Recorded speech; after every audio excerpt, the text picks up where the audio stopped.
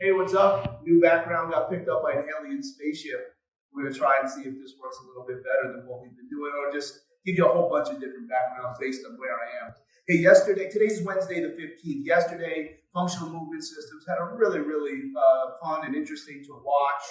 YouTube probably lasted over an hour, and I really would hope that you can check it out, whether it's on my IG Lives or some of these other things. I make an insistence on myself that if it's something that I don't agree with, at least one time a year, I'm going to spend a lot of time giving to that model and to try to understand it, and nothing bad can happen. Because if I'm right, then I can beat my chest and say I was right the whole time, or in other times, it's way more exciting to find out that you were wrong. So maybe if it's an hour and the FMS isn't something that you think has significant value, one of the reasons I think that that's sometimes not an unfair approach for some people is that it's constantly changing and evolving. And if you don't keep up, if you're going to attribute your current position to maybe what was said 8, 10, 15 years ago, or even longer, well, then that's not totally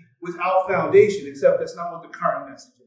So if you're not somebody that has kept up, I think that's a really good thing on Functional Movement Systems YouTube. Give yourself an hour instead of a podcast, you watch that, and just to see where things are at. And even if it's not a subscription to the commercial model, I think you'll be very interested to see that there's not a lot of discussion in that YouTube hour plus about doing it one particular way, and just what motivates a lot of the concepts of the system. So keeping that in mind, one of the things that I was motivated to think about is this concept of where people do use the screen. So you've got to cross over and okay, yes, we do think movement screening in some way, shape, or form. Just don't want to do it that way, or for whatever your reasons are. And one of the ways that people will get into this movement screen is through the warm-up. And I have said before, I think others have said as well, I think that's a big mistake. And here's why. The first thing to consider is that when you are choosing your own warm-up, I think you're already behind the 8 ball for this level of critical evaluation.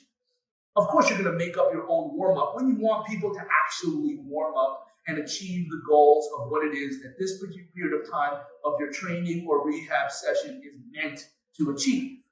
But a movement screen is not that. A movement screen is meant to actually determine if your good idea is actually a good idea for that individual for these particular reasons, which is if joints can get into the right positions to absorb and adapt to stress.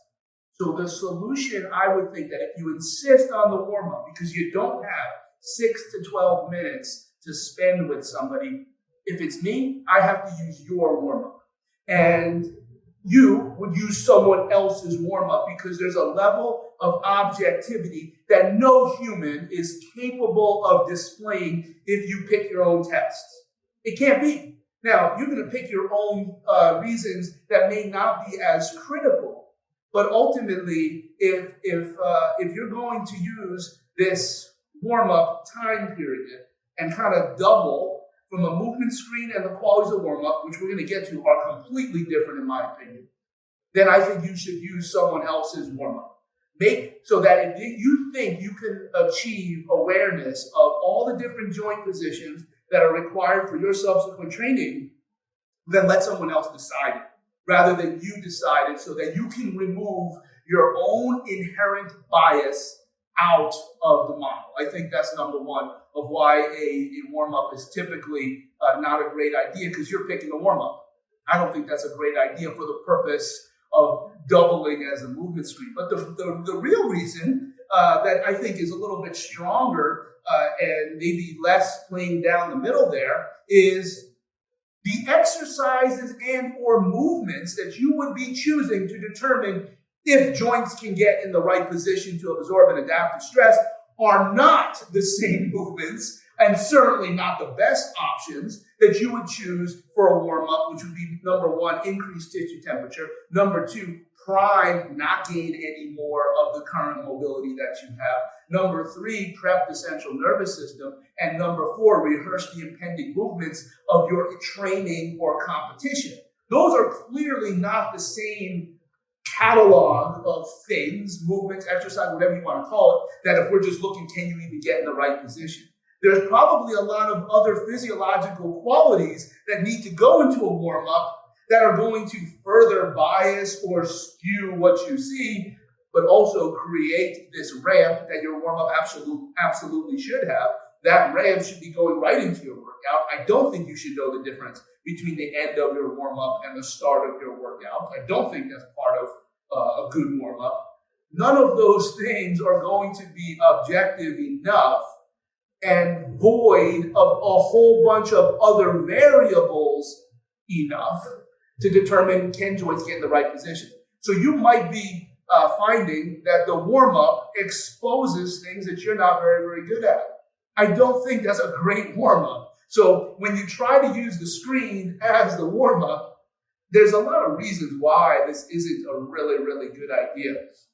Now, if there is maybe a more reasonable approach to movement screening in this warm-up time, I remember using this in MARSOC for larger groups, where we would use movements that were not the functional movement screen, but it kind of would look like it. Maybe somebody would think, oh, I see what you're trying to do. And it would be a trick.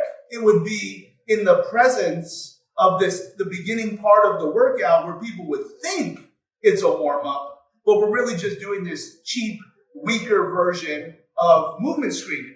And then we would start the warm-up. That's not what people are doing. They're telling you that when you're hitting here and you're doing all of this business, that you can see what you need to see. Well, that's false.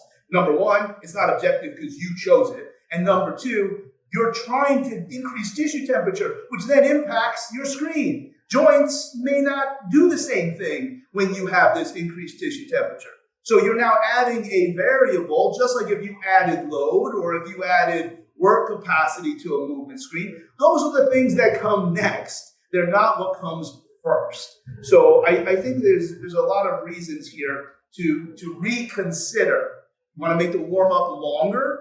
Okay. Of course, you're looking for things while you're warming up. You're always in this vein of trying to identify issues that may impact subsequent choices. But if you really make it longer and add another 6 to 12 minutes or whatever you think it is, and they think it's the warm-up, but really you're just asking them to do things that are potentially multiple single repetitions, body weight, and then using that information to then make subsequent decisions. There's the way that you kind of thread the needle, and I think that's pretty weak. I think, yeah, I get it that not everybody has 6 to 12 minutes to do this movement screen of whatever commercial brand you think is the right idea. That being said, I think you might want to relook at the clock. I think you do have 6 to 12 minutes, and I do think it's well worth the squeeze. I don't think claiming that a great warm-up is going to show you everything. I think that's a big mistake, and I think you might want to take a deeper understanding of what the movement screen is really looking for. Can joints get in the right positions to absorb and adapt to stress? Yes, let's train hard. No, let's understand why so that we can develop some special exercises to fill in those gaps, whether we're looking to modulate pain, whether you're looking to increase mobility, or whether you're looking to create more efficient stability and or motor control, probably a very synonymous term. So hopefully that makes sense. I think that YouTube is going to answer a lot of questions of where a lot of the backstory is currently in the literature, which is really undeniable. But I also think that you're going to hear some things that maybe might help you change your mind. Hopefully we did the same here. I don't think a movement screen within the warm-up is anywhere close to best practice. Hopefully that makes sense. And I do hope that if you happen to see a leprechaun, say, yeah,